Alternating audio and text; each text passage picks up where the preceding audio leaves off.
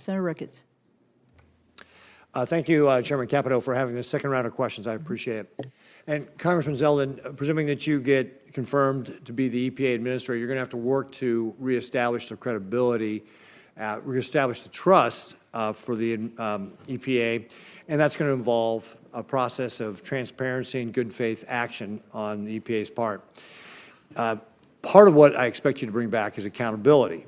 President Biden's EPA had a $41.5 billion with a B, program to carry out EV mandates and environmental justice. How many additional dollars went to the Inspector General's office to conduct oversight over those IRA funds that went out? Zero, none. Yeah, that's a problem when you're spending that kind of dollars. Can we have your commitment that you will look into this to make sure those dollars were spent appropriately, that the process was followed properly for all those dollars, and to make sure that any dollars that were not spent appropriately, in fact, Senator Capito and I actually had a press conference on how some of these dollars were being distributed, but if they weren't being distributed, you'll work to claw back those taxpayer dollars? Yes, Senator. Great, thank you. We talked a little bit earlier also about the EV mandate. Part of what this IRA dollars we're supposed to be pushing is this EV mandate. Of the 147 communities in my state that are classified as cities, 99 of them don't have a single EV charger. If you're living in communities like Bloomfield, Alliance, Valentine, you're 45 minutes from the nearest charging station. And in my state, EV adoption is like 2%, when nationally it's about 7%. And of course, the current mandate that the EPA is pursuing with their emission standards was to have 2/3 of all new vehicles being sold as EVs in the year 2032. That's just clearly not realistic. And again, as we discussed, we should allow American innovation to be able to help us reduce the impact on the environment, not have the administration pick one solution that they want to push. Do you commit to rolling back these out-of-touch mandates that are costly to Americans and dangerous to our energy grid, increase our reliance on our adversaries like the People's Republic of China?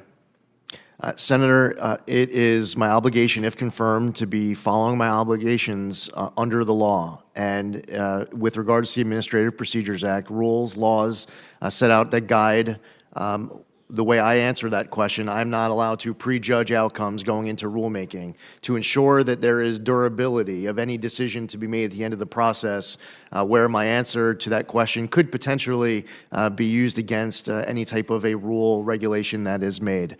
I will tell you that I have heard concerns from you and many others in this chamber of how important it is to look at rules that are currently on the books. I don't sit before you with any type of announcement I'm able to make of any rules that are going to change upon confirmation. I will tell you that I will not prejudge outcomes. However, it is my commitment to follow my obligations under the laws set by Congress, to look at laws, decisions that have been made by the United States Supreme Court, and to make sure that we are pursuing common sense, pragmatic solutions that make sense to you, that you can defend when going back to the constituents that you fight so hard for from your home state. So I look forward to the opportunity of being able to make you proud, being able to make this entire committee, the chairman, proud in hitting the ground running to do my part so that the EPA is being accountable to you as a senator and is accountable to your constituents as taxpayers and as Americans. Right. Well, thank you, Congressman Zeldin. One of the things we also talked about was certainty. We talked about it in the context of the RVOs.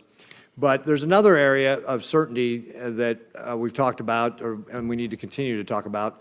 The Supreme Court's Sackett versus the EPA decision was a clear directive to narrow the scope of the federal jurisdiction on the Clean Waters Act. And here's just one of the things that just drives me nuts, because this has not just been a Biden administration. This happened under the Obama administration. The Clean Water Act over 50 times says navigable waters. Navigable waters means you can put a boat on it and go someplace. That's the Merriam-Webster definition in really broad terms. Clearly out of scope of what the Congress's intent was. And the decision in SAC was intended to provide clarity to producers. President Biden's WOTUS revisions have only confused it by talking about things like relatively permanent waters or unclear determinations on which waters are actually jurisdictional under law. Farmers and ranchers in Nebraska deserve better than an EPA taking years to decide the best way to regulate a ditch that might someday hold water. Do you plan on providing clear and durable waters of the U.S. guidance to producers as an administrator?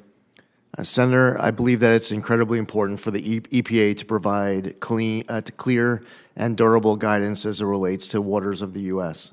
The Sackett decision is easy to understand for any of those property owners in your state, yet still they have questions as it relates to the rules and regulations that are on the books.